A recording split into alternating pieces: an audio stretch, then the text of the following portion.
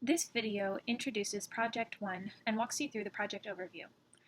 Remember that you can access the Project One overview via Blackboard. Simply go to the Software Arts course page, scroll down to Assignments, and click on the Project One PDF, which will open in a new tab.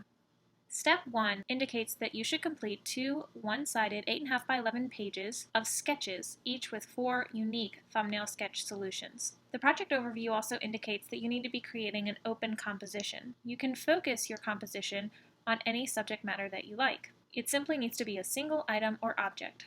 I have chosen to use a houseplant as the subject for my project. I have not shown you in the visual examples a full 8.5 by 11 page of sketches. I've only shown you an individual sketch from those 4 unique sketch thumbnail solutions on those 2 sheets of paper. The next step indicates that you need to select the 4 best of those thumbnails and redraw these in color on one-sided 8.5 by 11 page. This is an example of an individual rough that was redrawn from the sketch and colored in. You can use any materials to color in your sketch that you like. In this case, I've used colored pencil.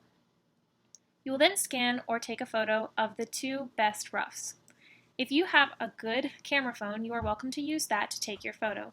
Otherwise, you can use a digital camera or scan the colored rough at a local FedEx copy center, at a local university, or at your local library.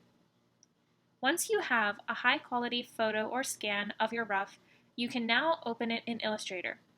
You will open an Illustrator document with 4 8 by 10 inch artboards. I'll show you how to do that momentarily. You'll then import, resize, and position each of the 2 best roughs to sit on 2 of the 4 8 by 10 artboards. Create a new layer, and using Illustrator's drawing tools, you'll trace each rough using vector paths. Your finished drawing will look like what you see here. It is a very similar solution to the individual sketch, but it has been rendered in Illustrator, and all of the individual shapes that you see are rendered in vectors. This was created by tracing the colored rough that was scanned and imported into Illustrator. Once you copy each rough's full set of vector paths, you can then paste those vector paths onto the 2 remaining blank artboards. In each of these secondary sets of paths, you will add color using the Freeform Gradient tool. This is an example of a full color illustration based on the vector outlines. I would have created this by copying these vectors, pasting them on another artboard, and then filling the shapes with color, taking away their outlines. I will then save the final full color illustrations as an Illustrator and PDF file, then export the final full color illustrations as JPEGs. The deliverable section of Project One simply indicates how you should zip and compress all of the different items that you need to turn in, which you have created as outputs in your steps. Let's go back to step 3, where we need to create a new Illustrator document with 4 8 by 10 artboards. The first thing you need to do is open Illustrator. It should look something like this. You can then hit File New, or follow the keystroke Command N if you're using a Mac, or simply hit the Create New button here. This new document window will appear, and there are a few things that you need to notice. 1. Inches is currently set as the default increment of measurement in my document. Yours, however, might be set to picas, points, millimeters, centimeters, or pixels, so make sure that inches is selected. You can also name your document right away. I'll name it with my last name and Project One. The document, as is stated in step 3, needs to be an 8 by 10 inch artboard. I simply need to type in 8 and then hit Tab to go to the height, hit 10, and select outside of that. Right here is where you can designate the number of artboards. I'm going to change it from 1 to 4. You don't need to adjust any of the bleed settings, so go ahead and hit Create. As you can see, I now have a document with 4 8 by 10 artboards. You can zoom in or zoom out by either pinching or pulling apart your fingers on a Mac or hitting Command- and Command+. Now, according to step 4, I need to import, resize, and position each of my 2 best roughs to sit on 2 of these artboards. You will do that by hitting File, Place, or Shift-Command-P. Find the image that you want to place, select the rough, and then you'll see a floating cursor with your image as a thumbnail. Select on one of the artboards. It's okay if it imports as a very large image.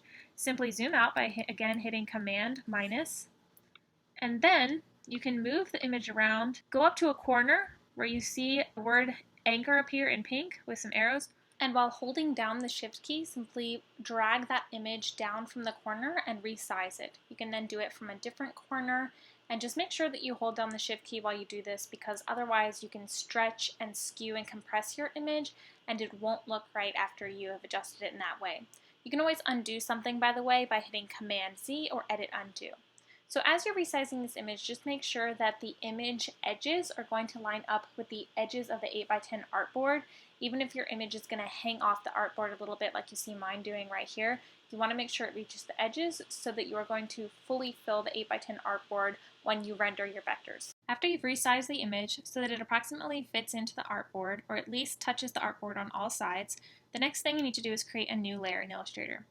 If you don't already have your Layers panel open, as I do, you can go into Windows, Layers, and it will appear. As you can see, I'm already on Layer 1 by default. I can double click on that layer and rename it to Rough to show that that's where my image is living. I can then create a new layer by selecting this post-it with a turned up left corner, and I can rename that Vectors. Now when I'm on this layer, I'm going to only be affecting what's on that particular plane, if you will. So if I draw a rectangle, for example, that is only on the layer with vectors. Now if I want to temporarily not look at the vector layer, I can simply toggle onto this eyeball and make it disappear. That is why it's such a great reason to develop your work in Layers in Illustrator, so that you can toggle between different development stages. Now I don't want this rectangle on the vectors layer. What I want to do is actually draw the vectors that make the shapes of this image. You will do this with different tools depending on what your image looks like. You have a few different tools to work with, including the pen tool, the curvature tool, and what I'm going to use, the pencil tool. The pencil tool is great for free-form shapes like I have. Step 5 says that I need to trace each rough using closed vector paths of the main shapes in the drawing. Closed vector paths means simply that when I start a vector path, as I'm doing now, I need to finish it all the way back to the beginning. You know that you've completed a vector path when that little circle appears to the right of your pencil or other drawing tool. Now I have a closed path. If you don't see an outline of the path, you may need to increase the stroke. The stroke is simply the color of the outline of the path. Currently, I have a black stroke with 1 point of weight. 4 points of weight, as you can see, will simply make the outline much heavier. I don't recommend making your outlines in anything heavier than 1 point, however, because if you make the outlines too thick and then get rid of the outline later, you may think that your shapes are touching when they really aren't. It is always a best practice to draw your strokes in the smallest weight as possible. It is also a best practice to create shapes of the same type in a layer. For example, if I wanted to focus on just the yellow leaves, I could do so and keep them in this layer that I'm working on now, and then develop a new layer of just the green and orange and pink leaves. That way, I can see the information of the yellow leaves by itself without being distracted by the rest of the information.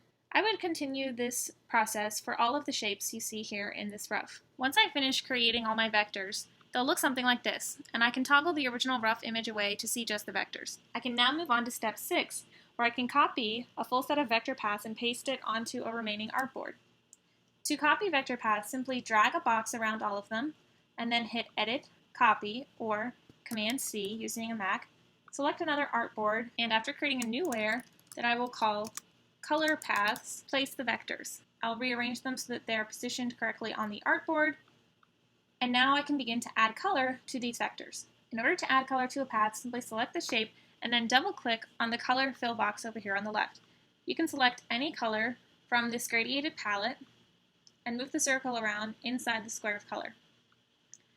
I, however, do not want to fill my shapes with solid colors. I want to use gradients. To do that, with the shape still selected, I can go over and select the gradient menu.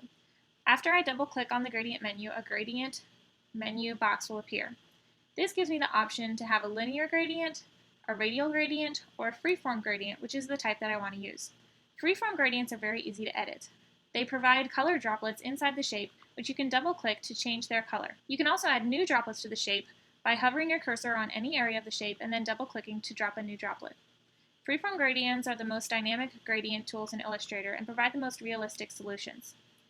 After I fill a shape with color, I want to also delete the strokes surrounding the shape so that it appears even more realistic. To do that, I'll select the shape, go down to the Stroke Color menu up here at the top left-hand corner, and select None. I will then repeat these steps for all the shapes in this composition until I have a full color illustration. Once I have finished adding all the freeform gradient color to my composition, it should look something like this. I can then repeat this step with my other final rough first making the line work and then making the full color illustration. I will then be able to proceed to step 8, which is saving the full color illustrations as an Illustrator and PDF files.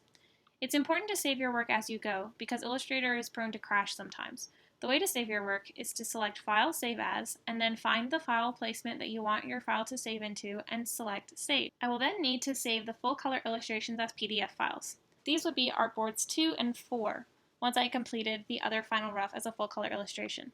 To do that, I will select File, Save As again, and change the format to Adobe PDF. I can then designate the range of what specific artboards I want to have save as PDFs. I can write 2, 4 and select Save. You can select View PDF after saving if you would like to see your outcome. Don't worry about the other settings and simply hit Save PDF. Once your document is done saving, you should have a PDF appear of your illustrations. In my case, it is first a full color illustration and then a blank page since Artboard 4 doesn't have any content on it in this example. I will also need to export the final full color illustrations as JPEGs. In order to do that, I will select File and Export instead of Save As. Then, on the toggle menu to the right, select Export As. Change the format to JPEG simply by scrolling down and finding the JPEG extension. I can then select Use Artboards range 2 and 4 and export them.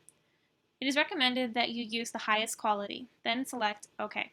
Once you have completed these steps, you will need to move on to the deliverables part of Project 1. Make sure that in a single file folder you have all of the deliverable items. Next, right-click on the file folder and select Compress File Folder Name, in my case, Compress Demo. This demo.zip file is the file that I will use to submit my Project 1 on Blackboard.